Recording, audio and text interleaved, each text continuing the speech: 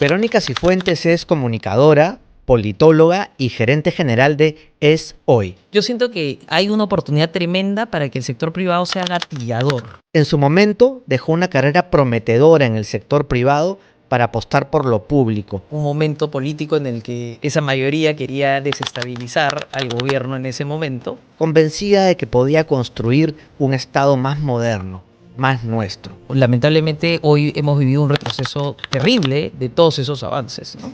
Hoy intenta unir esos dos mundos desde el activismo empresarial. La vinculación de los empresarios, etcétera, en temas públicos en nuestro país ha estado un poco relegada. Y lo hace mientras se enfrenta una realidad que nos interpela a todos. Josefa va a estar inscrita con una mamá soltera con mis 2 apellidos. Verónica está embarazada, pero el Estado no reconocerá a su pareja, la mujer que ella ama, como madre de su hija. El mismo concepto de ideología de género como algo casi satánico, ¿no? Hoy converso con Verónica Cifuentes sobre lo que significa, en un país tantas veces injusto, hacer país.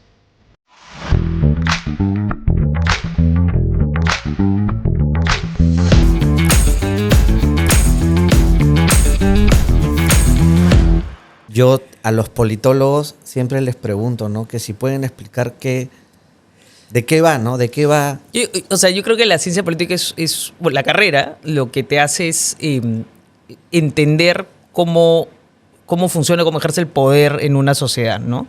Y por lo tanto te lleva por distintas rutas, ¿no? Te lleva a entender historia política, te lleva a entender derecho desde una perspectiva constitucional, te lleva a entender todo el manejo de relaciones internacionales y política internacional. Te lleva también un curso que es muy relevante en ciencia política, es la política comparada, ¿no? Que es esta mirada digamos, de entender lo que pasa en el país en comparación a otras realidades. Hay, por supuesto, teoría política, ¿no? Ya te vas más atrás a entender democracia, modelos distintos que se han dado en todo el tiempo, ¿no? A tratar de tipificar o clasificar los sistemas que tenemos, a entender el sistema político, el sistema electoral, cultura política. Entonces son muchos elementos que te permiten... Todo lo que describes es lo que nos falta en nuestra clase política. Yo realmente diría... Hay un curso introductorio que literalmente se llama Introducción a la Ciencia Política. Ese curso haría que todos lo lleven los que quieren hacer... Así como Derecho Constitucional, Realidad Social Peruana. Hay varios cursos de la carrera que yo armaría una pequeña currícula así como a la vena para que pasen todos los que quieran entrar a política, ¿no? Y no solo los que quieran entrar en política, en verdad, si te das cuenta... Y esa también es una reflexión que yo tengo de nuestro sistema educativo, ¿no? O sea, yo entiendo un poquito mejor el país porque he pasado por estos generales en letras de la Católica, porque he pasado por esta carrera, pero mucho de ese contenido debiese ser contenido que cualquiera lo lleva en su formación básica. Porque al final del día vamos a ser ciudadanos que ejercemos derechos y deberes. Y si tú sales de un colegio que eso no lo toma y entras a una universidad... que te lleva directo a la carrera, que no, digamos, no reflexiona más allá, terminas teniendo un ciudadano a medias, ¿no? ¿Y quién más te forma? En la casa, si tienes la suerte de llegar a un hogar que los temas sean de interés, ¿no? Entonces yo también siento que hace falta, digamos, trabajar más temas de civismo, ciudadanía, en la base de la educación, ¿no? Suena... O sea, sé que no lo es, ¿eh? Te estoy diciendo cómo suena, ¿no? Suena a la mayoría de gente de poco interés. Sí. En un país en el que el interés pasa por otra cosa, ¿no? Por cubrir la necesidad básica, claro. Básica del día que viene o de ese mismo día incluso, ¿no? Entiendo que no lo es, ¿eh? No estoy juzgando el hecho de la necesidad. Creo que hay esa necesidad, pero ¿cómo la conectas? ¿Cómo conectas esa necesidad con tu realidad, sí, de ciudadanía con tu realidad de me muero de hambre? O sea, si nosotros pensamos en la organización social, digamos, más básica, los vasos de leche, las comunidades, lo que puedes hacer en tu barrio, eso ya es hacer política, ¿no? Es juntarte para juntos abordar algún tema que nos afecta a varios y tratar de buscar solución y tocarle la puerta a la autoridad. O sea, hacemos política en nuestro día a día, ¿no? Solo que no le llamamos política, ¿no? Hablamos de política cuando hablamos de cómo ha subido el precio de algo o cuando estamos sintiendo que quizás algún funcionario público, la policía, cualquiera, o el profesor o el director del colegio público al que vas no está tomando las decisiones que tú sientes que sean correctas. Tu frustración por estar 3 horas, 6 horas al día en el transporte público. Por ejemplo. Esa frustración es una frustración política. En esencia, ¿no? Y debiésemos entender que la forma de cambiar eso tiene mecanismos, ¿no? En nuestro sistema democrático, un mecanismo es el voto, pero también hay mecanismos de generar presión ciudadana de otras formas, ¿no? Una marcha es también un mecanismo. Juntarte con varios pensando en jóvenes, ¿no? Jóvenes. La vez pasada hablaba con una amiga que tiene una iniciativa que se llama Ya Toca, que está escuchando mucho la voz de jóvenes en distintas regiones. Y cuando les hablas de política te dicen, no, política no me interesa.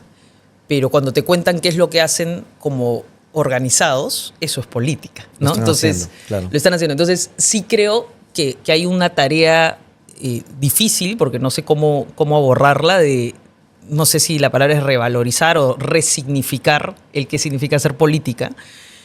Y creo que también tenemos un problema grave de carencias de referentes, ¿no? O sea, yo tengo recuerdo que al menos en mi época escolar sí he tenido políticos a los cuales pensaba, o sea, decía, admiraba, ¿no?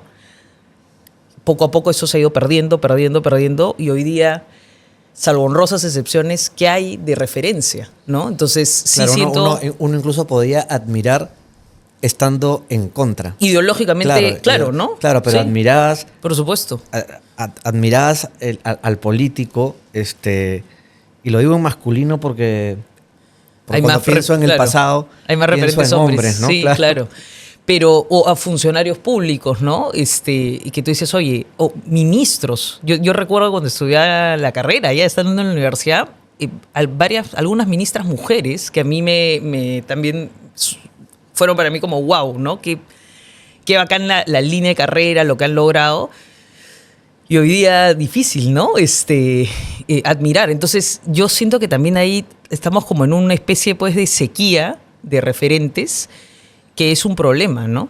Para esa... Porque yo creo que el espíritu y la energía no se ha perdido, está. Solamente que no la estamos... Y los que ya estamos en una edad más grandecita, creo que parte del rol que tenemos debiese ser preguntarnos cómo ayudamos a canalizar esas energías y a conectar eso con espacios más institucionales, ¿no? Mi siguiente pregunta iba a empezar así como, nosotros como jóvenes... Me la malograste. Cada vez que converso con alguien, traigo un objeto que siento que es representativo. Ya. He traído un caballo. Un caballo, ya. Sí, tranquilo, ahora te voy a explicar el porqué. Ya. Siento que tú de alguna manera estás dentro de este caballo de Troya en el mundo privado y en el mundo público, Verónica. Siento que eres un referente. Ahora que hablas de referentes, claro que es difícil hablar de uno mismo y pones en otros tu visión de lo que es un referente. Siento que lo eres. Y que has conocido de los dos mundos por dentro. Uh-huh. Y que has sido tan curiosa que en momentos distintos de tu vida has dejado de hacer lo que estabas haciendo por lanzarte. Uh-huh. No lanzarte, por entrar dentro de este caballo de Troya, cambiar las cosas del otro lado. Estudiaste ciencias políticas y empezaste a trabajar en el privado. Bueno, tuviste este paso por el comercio haciendo periodismo. Estuviste en una agencia de comunicaciones, colega. Yo ahora hago eso. Y luego entraste a lo que terminó siendo Ferreicorp, ¿no? Porque en esa época creo que era Ferreiro. Sí. Tremenda empresa privada, o sea, que ya no sé, o sea, es gigante, está en todos lados. Tu carrera está, pero, ¿no? Nada, estás pues muy bien en tu carrera. Me imagino que estabas haciendo comunicaciones en Ferreicorp. Sí. Yo le di en un momento un giro más a la comunicación interna y cultura. Ah, mira.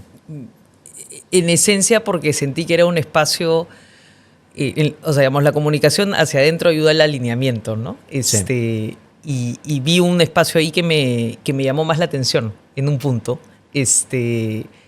O sea, ambas cosas me interesan, pero sentí una utilidad ahí como muy tangible en una organización, como tú dices, muy grande y en todo el Perú, ¿no?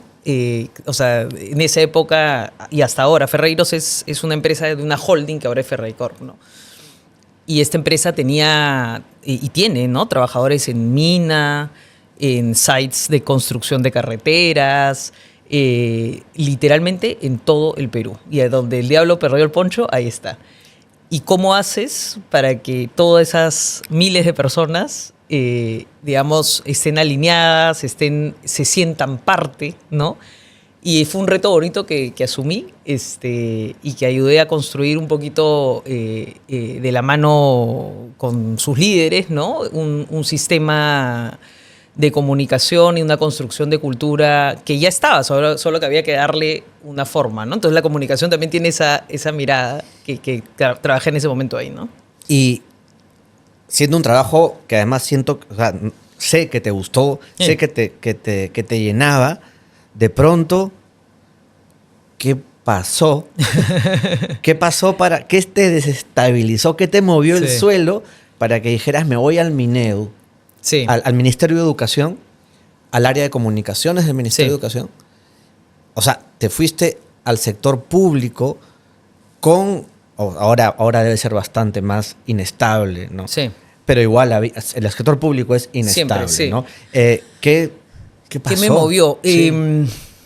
O sea, yo creo que la decisión de estudiar ciencia política estuvo muy amarrada. O sea, el cambiarme de carrera, yo si miro hacia atrás siento que fue la primera decisión de cambio importante, muy vinculada a un sentido de quiero aportarle algo al país, ¿no? Y yo creo que sí identifico en mí una conciencia de los privilegios que he tenido por el acceso a educación, por tener mamá y papá presentes en mi crianza, que siempre me hicieron la pregunta de, oye, ¿y qué devuelves, no?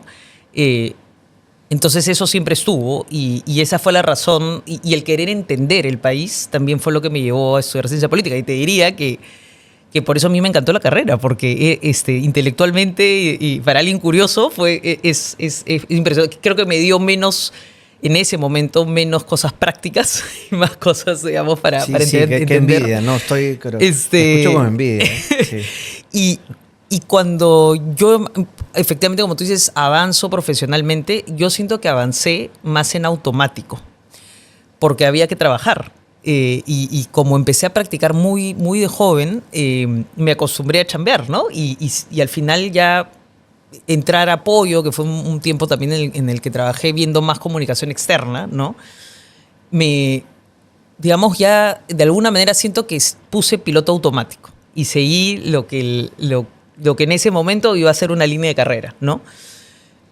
Pero esta reflexión de lo que estoy haciendo, cómo le aporta a la sociedad, cómo me vinculo más con el país, estaba ahí, solamente que no le había dado cabida para ver por dónde lo canalizaba. Y en esa época, Saavedra era ministro y se había dado un fenómeno muy interesante en la gestión pública, que mucha gente con la cual estudié, gente egresada de otras carreras, economía, etcétera, se habían ido a hacer maestrías y estaban volviendo y entraban a la función pública. Acuérdate que por esa época, años previos, se creó el MIDIS, hay como una sensación de más tecnocracia, ¿no? Joven en la función pública. Y hay varios amigos míos que estaban trabajando en el Estado. Y entonces, claro, empecé a cuestionarme, oye, ¿y lo que yo hago en comunicaciones, cómo lo maneja el Estado? Y empecé a tener también ese input de gente que trabajaba en PCM, que trabajaba en distintos ministerios, y todos me traían a la mesa un reto, ¿no? Y el reto era cómo estas áreas de comunicaciones en los ministerios, cómo la comunicación pública, ¿no? Institucional, de gobierno, se vuelve más estratégica y no solo se vuelve a hacer notas de prensa y digamos, comunicación más básica, ¿no? Cómo se pone más al servicio. Y entonces eso me empieza a dar vueltas y en paralelo se abre una oportunidad. Conozco en ese momento al ministro Saavedra y tengo una conversación con él que me dejó deslumbrada, ¿no? Porque él me transmitió cuál era su visión de transformación del sector. Y en su visión de transformación del sector entraba también transformar áreas, si quieres, más transversales o de soporte, como comunicaciones, ¿no? Y entonces el reto estaba ahí, ¿no? Oye, entrar al sector público, y ese fue mi motivación, ¿no? Entrar al sector público para que todo esto que he aprendido en lo privado, que no es comparable claramente, porque el sector público tiene otras reglas, pero sí hay temas, digamos, técnicos y de estrategia que puedes traer a la mesa. Y tomar el reto de acompañar en una transformación de un área quizás gestionada hasta ese momento de forma más tradicional, ¿no? Donde, como te decía, ¿no? Donde prensa y cómo hago la nota y gestiono la entrevista era lo más relevante y no el servicio que se tiene que dar a las tantas direcciones para que la comunicación sirva para llegar a padres de familia, a docentes, a los estudiantes, a repensar cómo un ministerio se vincula con sus públicos objetivos, ¿no?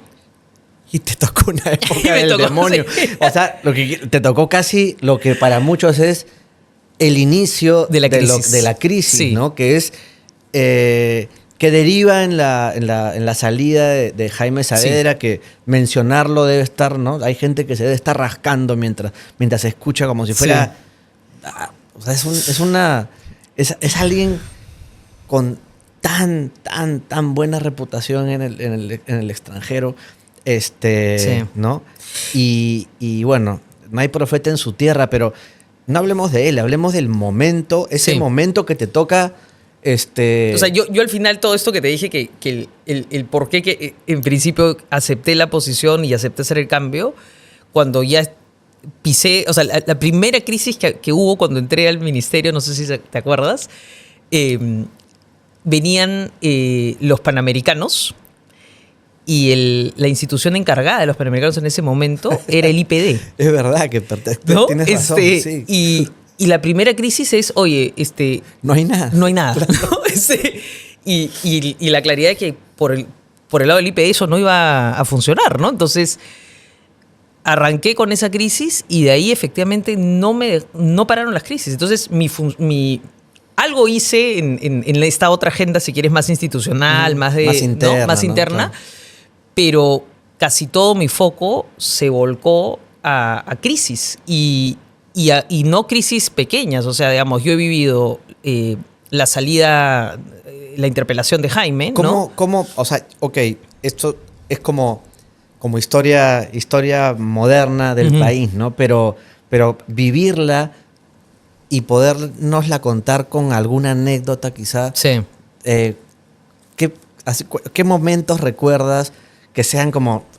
No puede ser que esté pasando esto? Sí, y bueno, la interpelación de Jaime fue un poco eso, ¿no? Acuérdate que nace de un tema de computador, o sea, se agarran de varios puntos, pero la interpelación de Jaime venía de una ataque, digamos, consistente de ese Congreso conformado con una mayoría que quería desestabilizar al final del día al gobierno de PPK, ¿no?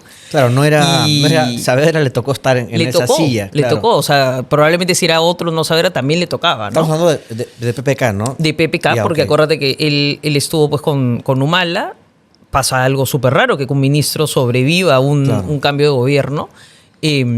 Además, un ministro con plan, con resultados y con una visión clarísima de hacia dónde. Ahí podía estar el problema, ¿no? Y tocando intereses que, digamos, de varias fuerzas financiadoras de congresistas, ¿no? O sea, el interés en tema de reforma universitaria, el interés también alrededor del tema de la reforma magisterial, ¿no? Que fue la crisis siguiente que viene, ¿no? La toca la siguiente ministra. Exacto. Claro. Entonces... claro, Saavedra, o sea, para mí tuve un rápido entendimiento de eso que estudié, era de pronto el caso, ¿no? Y un rápido entendimiento también de que el gobierno en ese momento, la lectura que estaba teniendo, entró con una lógica muy tecnócrata, ¿no? Pero estaban en un momento una lectura política distinta, ¿no? Y creo que, en mi impresión, Saavedra tenía esa lectura. Pero, digamos, al final fue el que tuvo que caer, ¿no? Claro. Y claro, el puesto hoy parecería que ahí empezó todo, pero claramente no fue el momento en el que se jodió el Perú, sino No. ya esto venía de atrás, ¿no? Por eso es que tu decisión de pasarte al sector público me parece mucho, o sea, arriesgada, Sí. pero al mismo tiempo que habla mucho de ti, ¿no? Sí, ahora también debo decir que mi paso al sector público, si bien la mayoría de gente en mi entorno me dijo no lo hagas, ¿no?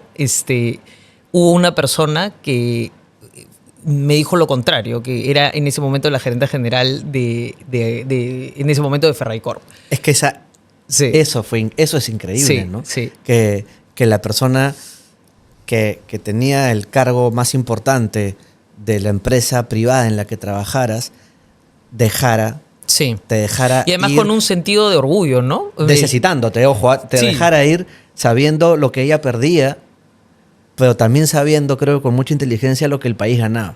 Sí, y con orgullo, nunca me voy a olvidar esa conversación que me dijo, mira, a mí me da incluso orgullo sentir que en algo de lo que hemos contribuido en tu formación va a poder servir al país. Y me dijo, es tu servicio público, ¿no? Es como tu serum, ¿no? Es lo que te toca. Y ahí entraste con el primer caballo de Troya, entra Verónica Sí, al sector público, te toca la interpelación a Jaime Saavedra, Sí. que muchos han puesto como el momento en el que se jodió el Perú, como te decía. Entra Marilú Martes. Entre Marilú. Ahí aparece la figura de Pedro Castillo, ¿no? Claro, pero antes de Pedro Castillo, cuando entra Marilú, y Marilú venía de la gestión de Saavedra, ¿no? Acuérdate que Claro. ella empuja los COAR, tenía una dirección. Así que en realidad programáticamente no había mucho cambio, ¿no? Algunos énfasis que sí puso Marilú. Una cosa que yo viví más con Marilú, que ya no pude vivir con Saavedra, porque claro, lo agarré en los últimos 3 meses de su gestión, y que Marilú tenía mucho foco en la ruralidad. Y entonces una cosa que me permitió el tiempo que pudimos, porque claro, en tanta crisis eso se disminuye, era viajar, ¿no? Y era entender también cómo el modelo de descentralización que tenemos tiene demasiadas cosas por mejorar. Y creo que si no le ponemos foco a eso, estamos perdidos también, ¿no? Pero Marilú cuando entra, una de las primeras crisis que recibe es... De crisis en crisis, ¿no? Es el fenómeno del niño, del 17, que hace un freno en el servicio educativo en el norte, muy Claro. importante, y entonces era como, oye, foco, y en esa época se le asignó a cada ministro una región para que ayude un poco a destrabar y hacer que pueda, digamos, funcionar la respuesta, ¿no? a la emergencia. Y ese momento, claro, todos tus planes, foco es atender la emergencia y desarrollar un servicio educativo para chicos que han perdido su casa, han perdido su colegio y que están en albergues, ¿no? Y acuérdate que en ese momento la digitalización no era algo, pues, del material educativo no era algo que estuviese tan desarrollado, ¿no? Ya la pandemia ya aceleró por completo, pero esa fue la primera versión, me acuerdo, del Aprendo en Casa, que se empezó a trabajar para esa población. Entonces, eso fue yo te diría una primera crisis de contexto, ¿no?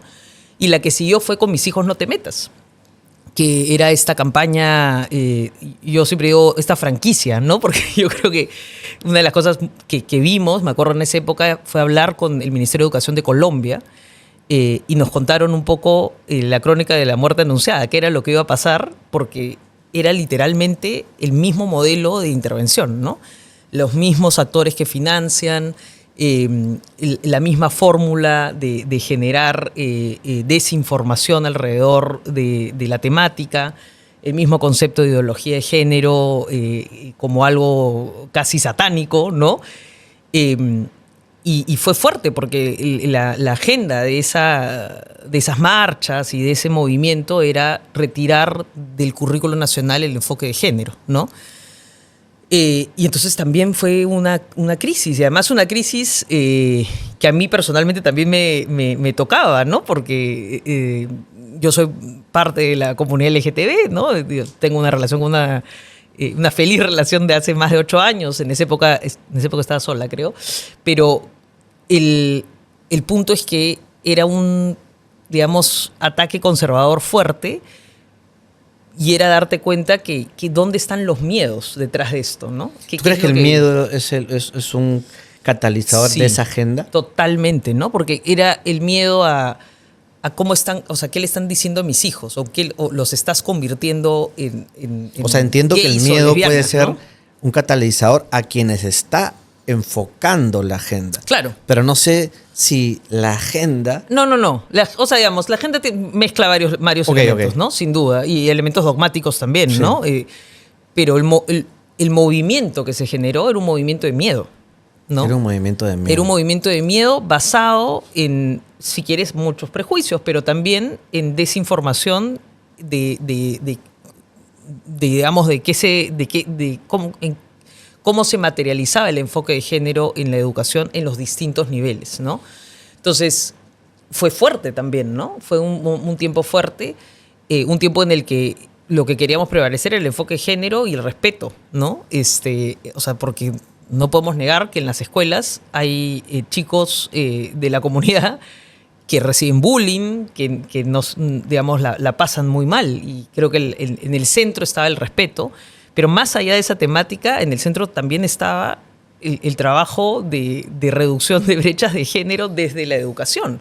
Entonces, se generó ahí una crisis que, yo te digo, no fue menor para el sector, ¿no? Porque en esa desinformación, lo que yo me di cuenta también es que el ministerio había descuidado sistemáticamente en años, o sea, no le podemos echar la culpa a un ministro, sino que esto es años, su vínculo con padres de familia, ¿no? Tú dices, como que no hubo una lectura fina de lo que estaba sucediendo. Más que lectura, o sea, lo has podido palpar antes, pero yo sí debo decir que este tema de Con mis hijos no te metas, como te dije al inicio, es como una franquicia, ¿no? Este es el playbook. Claro, entonces pudiste ver el riesgo, ¿no? ¿No? Pero creo que un problema era cómo llego a comunicarme con el padre de familia. Del otro lado están los púlpitos de la iglesia, ¿no? Evangélica, católica, etcétera. Y cómo el ministerio logra comunicarse con los padres de familia. ¿Cuál es ese canal? ¿No? La comunidad educativa, docente, padre de familia, estudiante, ¿no? Con los docentes tienes canal, con los estudiantes claramente el espacio escolar y los padres de familia. Entonces, yo creo que desafió y desde mi perspectiva también abrió oportunidades de mejora para que el ministerio repiense también cómo se acercaba a este público tan relevante, porque al final era el miedo del padre de familia, ¿no? Y por supuesto docentes también, porque en tus miles de docentes públicos también no tienes a todos alineados, ¿no? Digamos, con la política educativa. Entonces, eso fue una crisis. Y la siguiente crisis que viene es la que mencionas, la de docente. Tírate, claro, con Pedro Castillo, ¿no? Esa escena tan... Pero esa crisis también no es una crisis que explota de la nada ahí. Eso también es falta de lectura. Porque lo que venía sucediendo, y eso para mí también fue un entendimiento total de que yo no sé si todo el mundo lo ha terminado de leer y entender así, ¿no? Pero tú tenías un sindicato de maestros, el que tenía digamos, legalmente el que podía generar diálogo con el ministerio, que es el SUTEP, ¿no? Que venía perdiendo y perdiendo fuerza, sí, perdiendo y perdiendo poder, y habían otros sindicatos regionales, locales, que querían tener ese mismo nivel de interlocución con el ministerio, desconociendo al sindicato principal. Y detrás de eso, además, estaba lo de la derrama, ¿no? Que eran recursos, al final dinero, ¿no? Que es un... Claro, yo quiero la derrama, claro. Exacto, entonces... No, bueno, al final yo creo que era eso, ¿no? Quiero ese dinero, quiero eso, quiero yo tener, ¿no? O sea, no. Entonces, y claro, tenías un sindicato nacional, el principal, que había perdido fuerza. Entonces, esta crisis se te iba a venir. Le iba a venir a Marilú, le iba a venir al siguiente, etcétera. Encontró un espacio, además, un suelo fértil, ¿no? Un momento político en el que el Congreso, esa mayoría, quería desestabilizar al gobierno en ese momento, y esto era ideal, ¿no? ¿Y qué tal, o sea, qué paso, ¿no? ¿Qué tal paso por la función pública, la tuya? O sea, y también debo decir sobre la crisis de docente que también hubo agraviantes, ¿no? O elementos que claramente hubo una promesa en campaña en su momento PPK de incremento salarial, que además nadie puede decir que no era justo, ¿no? O sea, si tú mirabas... Sin duda. O sea, nadie puede decir eso. O sea, yo he conocido docentes en ámbitos rurales que lo que hacen para llegar, o sea, realmente es... O sea, si tú me dices a mí, oye, Vero, ¿qué dejaste tu trabajo? Estos docentes dejan la vida para llegar, ¿no? Entonces, yo sí creo que hay un tema de revalorización del docente y de la carrera, que también era una línea de acción de Saavedra y Marilú, que tiene que ver con las evaluaciones docentes, tiene que ver con varios otros elementos que tratan de ordenar y que, bueno, lamentablemente hoy hemos vivido un retroceso terrible de todos esos avances, ¿no? Pero vuelves al sector privado, sí, a Ferreycorp un tiempo y nuevamente ese espíritu que tienes de hacer país, que creo que es para mí el título de esta conversación que tengo contigo, alguien que realmente quiere hacer país, que quiere construir país, terminas yéndote a esta organización que se llama Es Hoy, sí. Que hoy podemos hablar de algo que está funcionando y que está motivando que muchos actores se junten, pero no quiero dejar de poner en la mesa que te vas a trabajar gratis. O sea, digamos, no me voy a trabajar gratis, me voy a armar algo que ni siquiera tenía RUC, así que no podían... No podían pagar. No podían pagarme. Había una promesa de pagarme luego el sueldo. Pero, ok. Pero ya, no, okay. no. Yo pensé que fuiste así. No. La pauta. Decía que se fue gratis. No, mentira. Pero quizás yo te hago una previa. Cuando vuelvo, efectivamente, cuando termino mi época en el ministerio, entra Wexler y yo necesito yo se me decía como... El Estado a veces es como la ex tóxica, ¿no? Necesitas como un tiempo de desintoxicación. Uy, ese momento es que no puedo dejar yo de contar ese momento en que entra Wexler y le dice a Marilú Martens en una conferencia qué linda te has vestido, o me estoy confundiendo, algo así. Le da un comentario en esa línea. Un piropón raro, ¿no? Sí. Y un besito ahí en el cachete bien cariñoso. Bien cariñoso, ¿no? Pero bueno, claramente entró con otra agenda. Con otra agenda, ¿no? Ya está. Y vuelvo al sector privado, y vuelvo a Ferreycorp. Te digo sinceramente, no tenía claro qué quería en mi vida en ese momento, porque había sido tan intensa la experiencia que en ese momento... Vacaciones quería, seguro. Quería frenar. Varios me habían dicho para pasar otro ministerio al mismo rol, pero sentía que quizás ya no quería hacer comunicaciones. Que quizás por ahí no era. Y entro a Ferreycorp ya no a comunicaciones, sino a una posición más de estrategia. Que para mí fue una cosa... saltar por completo de lo público a entrar así absolutamente de lleno. ¿Cuál es esa posición? En Ferreycorp había una posición de nuevos negocios y estrategia que tenían desde temas de fusiones y adquisiciones, temas de... En ese momento se había hecho un planeamiento estratégico bastante ambicioso, en ese momento muy relevante todo el tema de transformación digital, cómo las distintas industrias iban a abordar las diversas transformaciones que se estaban dando en los mercados.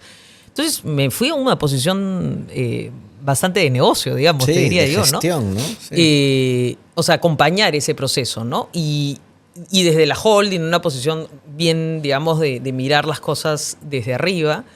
Y para mí fue un reto, fue interesante, aprendí, pero sí llegó un punto en el que dije, aquí otra vez me siento o le sigo metiendo esa línea más de negocio o me salgo de eso, ¿no? Y todo parecía indicar que esa línea era hacia donde más me estaba formando, ¿no? Y de alguna manera en la corporación en la que estaba había mucho, digamos, intención de que yo siguiese avanzando en esa línea. En ese interín, en prepandemia o ya casi llegando a pandemia, algunos amigos, ¿se acuerdan cuando pasó lo de el Congreso corto, ¿no? Sí. Varios amigos míos muchos que habían estado en función pública, tuvimos la intención de hacer algo más político. Y me has hecho recordar cuando has dicho hacer país, porque así se llamó lo que quisimos se convirtiese en un partido político distinto. Mira. Que no tiene nada que ver con mi trabajo, fue algo absolutamente de vocación, yo te digo, de transformar indignación en acción, ¿no? En sentir que ningún partido nos representaba, en sentir que el Perú necesitaba partidos políticos, instituciones que permitiesen a gente con talento, con ganas, limpia, con el corazón en el lugar correcto, hacer política. Y arrancamos eso, no con una lógica de vamos a postular mañana, sino con una lógica de construyamos un movimiento que pueda ser un partido político. Yo te diría que esa intención ha sido de las cosas más bonitas que Pero te tendríamos ahorita en el Congreso dando batalla. Imagínate, ¿no? Con el corazón en el lado correcto, me ha gustado. Sí, y ese esfuerzo se diluye porque ya digamos, todos los cambios que siempre hay en las reglas de juego en nuestro sistema hace que no se logre inscribir y claro, éramos gente que dábamos nuestro tiempo voluntario, ¿no? Claramente sin millones de financiamiento. O sea, sin mineros ilegales. Sin mineros ilegales, etcétera. Claro. Pero eso que se dio me dejó a mí una sensación de creo que en lo que tengo que trabajar tiene que estar más vinculado a eso. Entonces, cuando llega efectivamente la invitación a acompañar en la creación de Soy, llega en un momento preciso, porque ese esfuerzo, digamos, había quedado no había prosperado y yo estaba con ese bichito, ¿no? Que creo que los que pasan por la función pública lo tienen siempre, ¿no? Sí, conozco. De cerca, conozco de cerca. Y entiendo que además quienes tienen ese bichito de la función pública se confunden mucho con la política. A veces parecería lo mismo, pero no lo es, ¿no? No es lo mismo. Antes de pasar a eso hoy, que me parece que mezcla lo mejor de los dos mundos, quería profundizar en este tema de que tú has traído acá, que es esta agenda que comenzó con mis hijos no te metas, que era una agenda que ya venía, que tú eres una persona, bueno, hoy estás con Andrea, una excelente mujer, y vives en un país absolutamente complejo, que cada vez es más complejo, cada vez es más difícil de arreglar, es como, ¿no?, esas goteras que empiezan con una gota y terminan siendo un diluvio, y ya quién para el diluvio, ¿no? Y este retroceso en lo que termina siendo el derecho de las personas a elegir libremente, sin hacerle daño a nadie, a querer a quien les da la gana, y a, por ejemplo, construir una familia que es un derecho que parecería que no es para todos. Yo tengo 2 hijos mayores, me he casado por segunda vez, estamos esperando con mi esposa a Macarena con mucha felicidad, y tú estás esperando con Andrea a Josefa, que les va a cambiar la vida para mejor. Y todo esto que parece hermoso, ¿no?, de traer una vida al mundo, que no sé si es tan hermoso cuando dice, bueno, ese meme, ¿no? Nací en el Perú. Nací en el meme, ¿no? Sí. Con esa cara toda seria del bebé, claro. ¿No? Nací en el Perú. Deja de ser hermoso cuando empiezas a contar las dificultades que en principio tienen Andrea y tú, y luego tendrá Josefa si no hacemos algo para cambiarlo, ¿no? Sí. Y ya que estuviste en el sector público, que finalmente es el quien pone las reglas de juego y las pone muchas veces con equivocaciones, con agendas oscuras y secretas, con agendas que no tienen que ver con el bien común ni con el ciudadano, sino con una agenda que, por ejemplo, ¿por qué un libro como, voy a poner la Biblia, podría ser cualquier otro, tiene que regir mi vida, ¿no? Está influyendo en tu vida y en la vida de Andrea y en lo que será la vida de Josefa. La pregunta para gatillar tu respuesta es: Josefa, por supuesto que va a tener 2 mamás.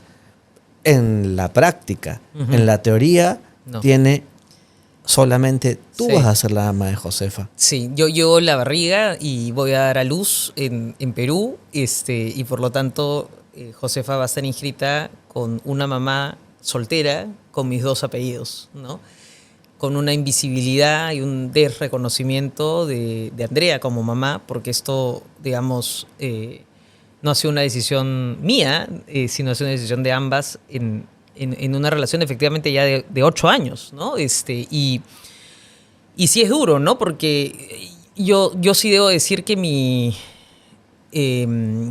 salida del closet, si quieres, mi apertura, mi aceptarme primero y luego vivir con libertad mi orientación sexual, evidentemente nunca es fácil. Yo creo que en una sociedad como la nuestra, pero ha sido también muy privilegiada en muchos sentidos, ¿no? He tenido el privilegio de tener entorno que me ha arropado un poco y me ha cuidado. Lugares de trabajo que me han permitido ser libre, ¿no? Cosa que no lo tiene todo el mundo, claramente, en este país. Pero cuando ya me enfrento a temas legales y que son súper relevantes, ¿no? Porque poniéndome en el extremo, si Andrea y yo nos separamos, quien tiene el derecho sobre la niña soy yo, no ella, y ella no tiene cómo reclamar legalmente, ¿no? En el extremo que yo me vuelva una loca, que no reconozca su maternidad. Entonces, de pronto, claro, Andrea y yo estamos juntas y no nos podemos casar en el Perú, podemos tener bienes comunes, pero no con la protección alrededor. O sea, bienes comunes porque una copropiedad tú puedes inscribirla, pero no con la protección legal de un matrimonio, ¿no? Donde yo puedo dejar todos mis bienes a mi cónyuge. Yo no puedo hacer eso, ¿no? Entonces, desde que Andrea y yo nos comprometimos y decidimos ya tener una familia y una relación de largo plazo, lo primero que saltó es el tema del matrimonio, ¿no? El querer proteger este vínculo, no poder hacerlo en el Perú, poder hacerlo fuera, pero da igual porque en el Perú no vale de nada. Y ya con la llegada de Josefa se nos ha abierto pues otra vulneración de nuestros derechos importante, ¿no? Que claro, yo pienso y pienso el Perú y el momento en el que estamos y el momento en el que está en el mundo también, ¿no? Donde la polarización y el conservadurismo Sí, versus, sí, nos ¿no? estamos crece. jugando la vida en esta conversación. Pero es que lo que me llama mucha atención es el que hoy 7 de cada 10 peruanos se opongan Sí. al matrimonio igualitario. Y esto no o sea, Y yo- esta cifra me ha parecido Sí. exagerada. O sea, me ha parecido que desde mi punto de vista hemos retrocedido mucho. No, y hemos retrocedido, porque si comparas esas No, es que cifras hace 2 o 3 años... otros dirán que hemos avanzado, ¿no? Claro, claro. Quiero decir, hay 7 de cada 10 que van a decir que hemos avanzado. Claro. Sí. O sea, yo creo que en cierta medida este contexto de polarización genera que nos atrincheremos, ¿no? Y que no entendamos el fondo de esto, ¿no? O sea, creo que la palabra matrimonio para muchas personas tiene una carga religiosa. ¿No? Entonces, creo que eso es lo que genera roncha, ¿no? Y que hace... Hablar de unión civil quizás le baja un poco, pero en la realidad la unión civil no regula, por ejemplo, los hijos en pareja, ¿no? Creo que de vuelta tocamos fibras de miedo, ¿no? Y de desconocimiento. Oye, pucha, imagínate que 2 hombres o mujeres, o sea, genera toda una seguidilla de prejuicios y de ideas o fantasías, yo diría fantasías, que nos toca romper. Y la única forma de romper que yo encuentro es siendo visibles. Sí. Porque mucha gente, cuando yo he empezado a ser visible en el entorno, en mi entorno, quizás no más cercano de amigos, sino conforme abro el círculo a gente en el trabajo, a gente en distintos ámbitos profesionales, no tienen referentes, ¿no? O ¿Te porque ha pasado en tu ha habido día a día? gente que a mí me ha dicho, yo no conozco a nadie lesbiana. Y gente de 50, 60 años. Y digo, bueno, porque seguramente esa lesbiana que está cerca a ti no ha querido salir del closet contigo. O gente que no, yo no, o sea, no. Digo, el promedio es 10% de la población, que es de la comunidad, ¿no? Entonces, de 10 amigos, 1. ¿No? Entonces, y probablemente ese 1 no ha salido, probablemente ese 1 vive incluso... Pero claro, o sea, es como atreverse a dar un paso dificilísimo, en una sociedad, ¿no? O sea, como uno nuestra, dice, pero sí. ¿por qué no? Sí. Bueno, porque ahí está, pues, 7 de cada 10. Sí, Ahí está, sí. mira esta agenda. Y te digo que ¿por qué la visibilidad es tan importante? Yo nunca he sido alguien, o sea, yo no ando con una bandera en la cabeza, no ando con, ¿no? Pero cada vez que tengo oportunidad de hablar, lo hago, porque creo que ayuda a quitarle esa visión de miedo, ¿no? O sea, digamos... Claro, hay que sacar del closet el tema. Sí, Claro. Y hay que hablarlo y hay que ponerlo sobre la mesa. Y yo siempre he sido muy abierta. ¿Qué te hace ruido? ¿No? ¿Qué te interpela? ¿Qué te pone nervioso? ¿Qué te da miedo? Y sin duda luego hay otra cosa. Algunos amigos míos de la comunidad me dicen, eres muy paciente, ¿no? Porque ¿por qué tendrías que estar tú tratando de entender al otro? Pero creo que nos toca. En este momento de la historia creo que nos toca. No nos toca gritar. Quizás...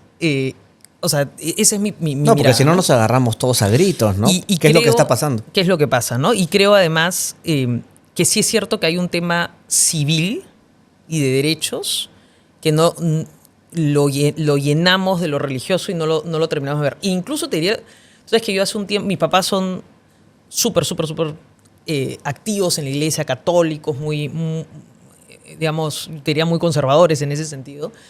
Y alguna vez mi papá me dijo, oye, he hablado con un sacerdote argentino de una iglesia cerca de la casa. Me encantaría que hables con él. Y me junté con él. Además, yo he sido criada en un hogar católico. Yo me considero católica y creo en Dios. Critico muchas cosas de la iglesia, pero también valoro muchas cosas de la iglesia y veo muchas cosas que se han hecho bien también, pero por supuesto un gran pedazo que critico, ¿no? Pero más allá de eso, hablando con ese sacerdote, yo me daba cuenta y decía, ¿cómo no hay más como él, no? Un discurso o un discurso del amor, ¿no? Y me decía, ¿tú a quién le haces daño, no? O sea, ¿y Dios qué castiga? Va a castigar el vínculo, que es un vínculo en respeto, en cariño, en afecto, en amor, sincero, puro. ¿Por qué lo castigaría, no?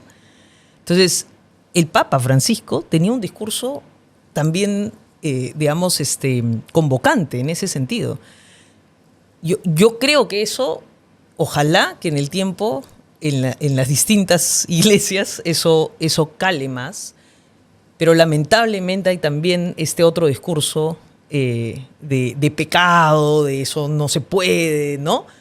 Un dogmatismo que siento que hace daño, ¿no? Y que lamentablemente es lo que ha generado que hoy día no tengamos reglas, o sea, digamos, lo mínimo para poder constituir una familia. Andrea y yo estamos viendo fórmulas a través de Chile, donde Chile, siendo una sociedad altamente conservadora, pero muy respetuosa de las libertades, y que sabe separar de alguna manera... Es que no estamos poniendo al individuo al Exacto, centro. y Y el individuo, separarlas... y yo siento que el individuo hoy es Josefa, ¿no? O sea, Exacto. Josefa es quien va a tener ese problema, no sé si llamarlo un problema, yo creo que Josefa va a ser suficientemente feliz con ustedes dos, pero el apellido es bien importante, ¿no? A quienes no crean que lo es.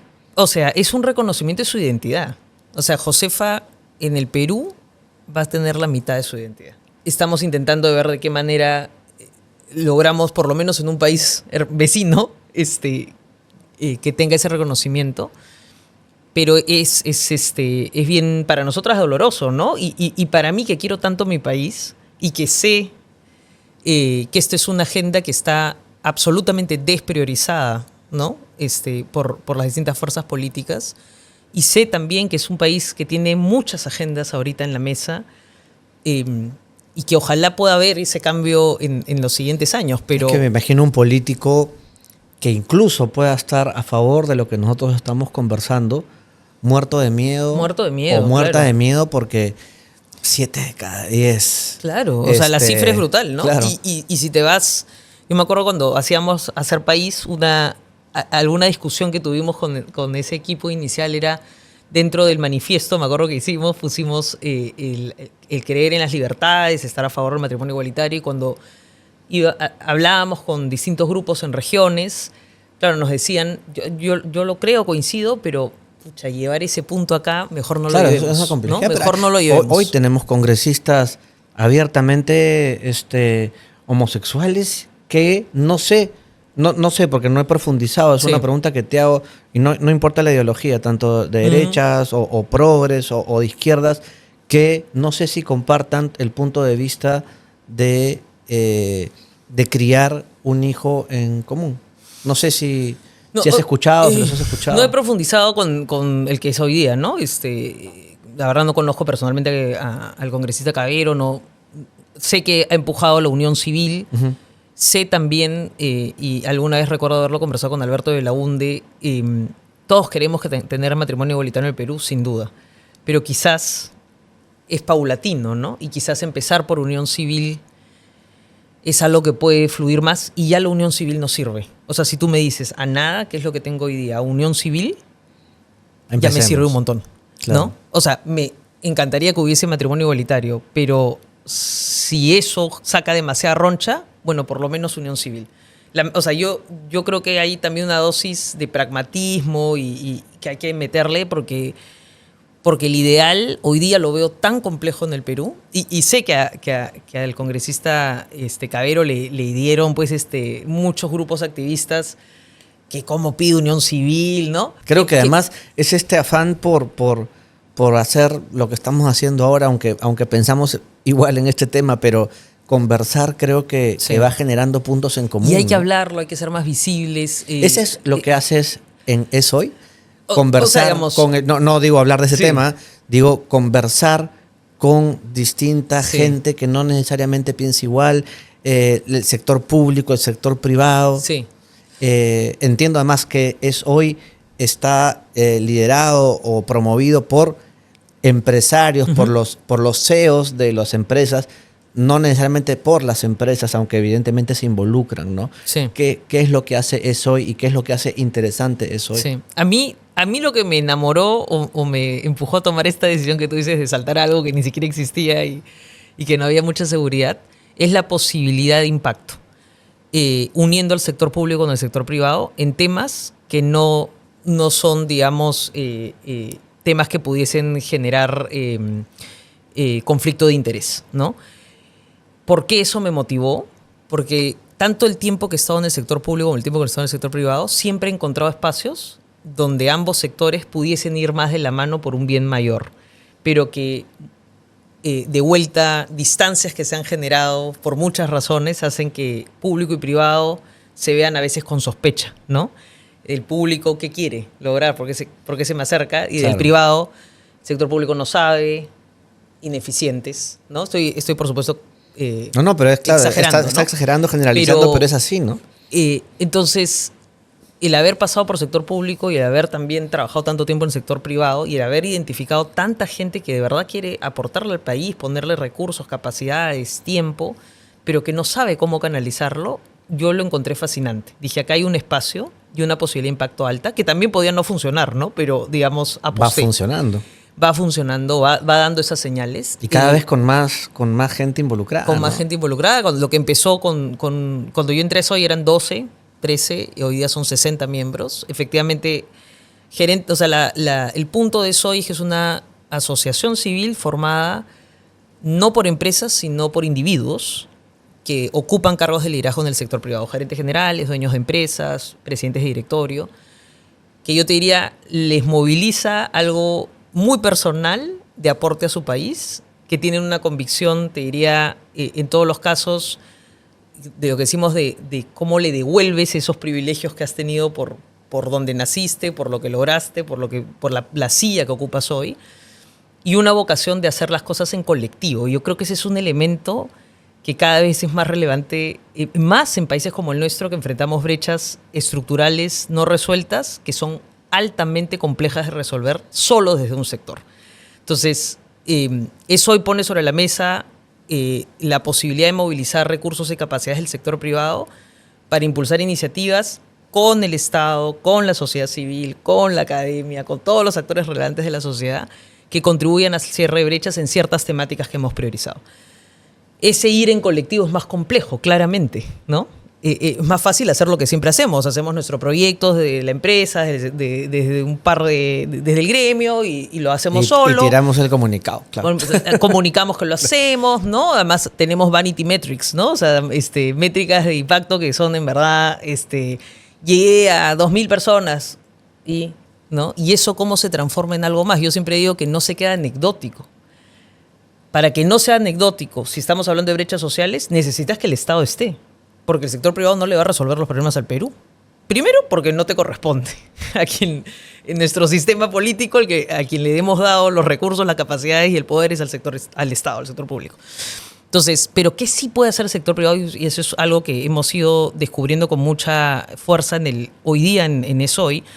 Es innovar, por ejemplo, es poner recursos para pensar soluciones distintas a problemas públicos, innovar en corto, para con evidencia eso le sea útil a la política pública. Pero para que sea útil yo tengo que hacer ese nexo para que en lo que innovo le haga sentido a lo público. Tú has encontrado en la práctica lo que yo he encontrado ya de bastante mayor, la verdad, y tú lo has encontrado de joven, es gente en el sector público valiosa, talentosa, con unas ganas de hacer país tan grandes como la tuya, y un sector privado que por otro lado se parecería, ¿no? Parecerían a la hora que se habla del sector privado como los malos de una película, cuando en el sector privado hay gente absolutamente 100%. comprometida, empresas absolutamente comprometidas.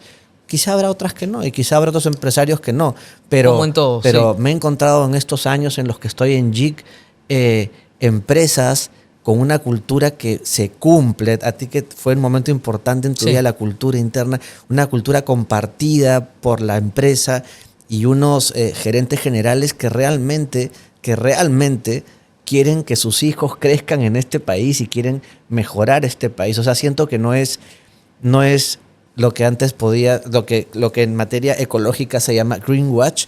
No, siento que lo hacen con convicción, sino porque lo harían para aparecer en una foto. Y de arranque te digo que la fórmula como se crea de SOY, que me parece fantástico, es que el miembro de SOY pone plata de su bolsillo personal. Además claro. De aportes de su digo, empresa. Además es eso, o sea, no... claro. Pero es que, claro, normalmente tú tienes organizaciones empresariales donde es la empresa que pone una donación, ¿no? Aquí igual necesitamos recursos de la empresa para poder hacer lo que hacemos, pero hay una parte que viene del propio ejecutivo, gerente general, dueño de empresa, que toca su bolsillo. Y ese toca su bolsillo, aun cuando, no sean cantidades astronómicas, pero son cantidades que tú dices, le importa, ¿no? Le importa. Y yo creo que eso también es relevante, porque la filantropía en nuestro país, si yo comparo con Colombia, comparo con Chile, realmente nuestro país está bien atrás. La vinculación de los empresarios, etcétera, en temas públicos en nuestro país ha estado un poco relegada. De vuelta, comparo con dos países hermanos, ¿no? de la región. Entonces, yo creo que hay un espíritu que lo veo en el sector privado con muchas ganas de aportar. Te diría que aún más fuerte post-pandemia, ¿no? No solo por la pandemia en sí mismo y la claridad que tenemos de que hemos descuidado la agenda social, sino también por el debilitamiento institucional, ¿no? O sea, hoy día no hay ideas, ni reformas, ni nada que tú digas hacia allá vamos, no hay visión.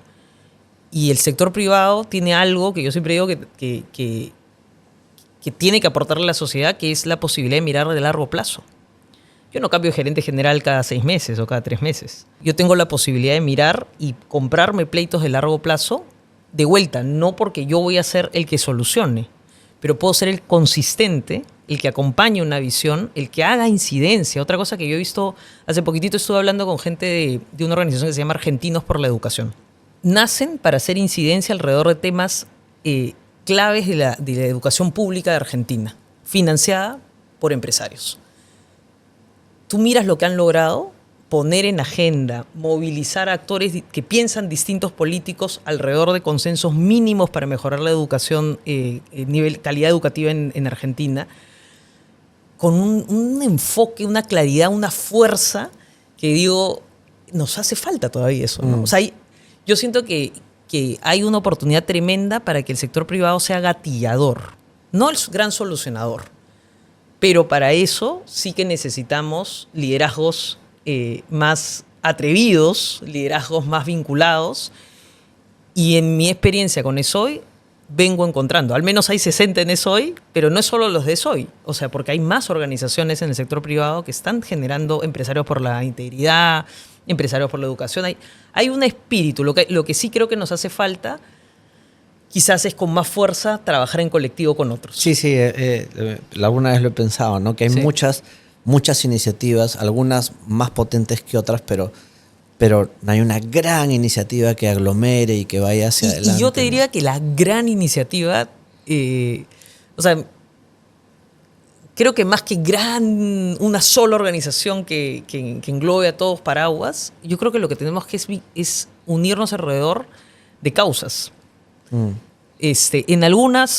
Para algunas problemáticas, una u otra organización tendrá más expertise y aceptar eso, ¿no? De repente, Empresarios por la Educación está mejor para esta y esta temática. Monstruo, apoyemos. Empresarios por la Integridad es bacán. Alrededor de causas, más que alrededor de marcas, más que alrededor de egos, y te diría lo mismo en el mundo público, ¿no?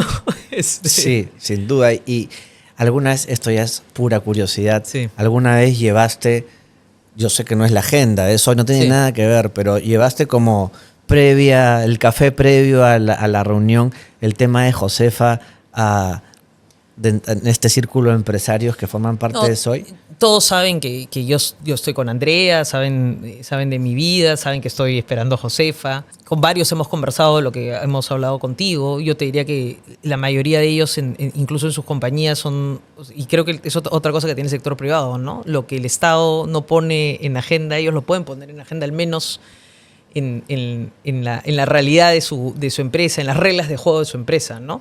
Cosas como los seguros para parejas homoparentales, ¿no? No es algo que por ley esté, pero lo puedes hacer. Sí, es una conversación que sí está. Hay mucho respuesta. Yo te diría que, por eso te decía que también yo me sentía muy privilegiada en muchos sentidos, porque en los lugares donde he trabajado me he sentido cuidada, ¿no? Respetada, valorada en muchos sentidos y entendida también en este en particular, ¿no? Bueno, vamos a hacer que Josefa nazca en un país en el que en algún momento de su vida pueda tener esa posibilidad de tener dos mamás y dos apellidos, el tuyo y el de Andrea, ¿no? Sí. Ojalá, eso para mí es así. Ya estamos en la misma lucha, Vero. Muy bien. No vamos a salir a marchar así, porque creo que no va de eso. Creo que hoy va de conversar y de ponerlo en la mesa. Y de ponerlo en la mesa, ¿no? Sí, de acuerdo. Gracias Gracias a ti. por estos minutos. Muchas gracias. Gracias, Daniel.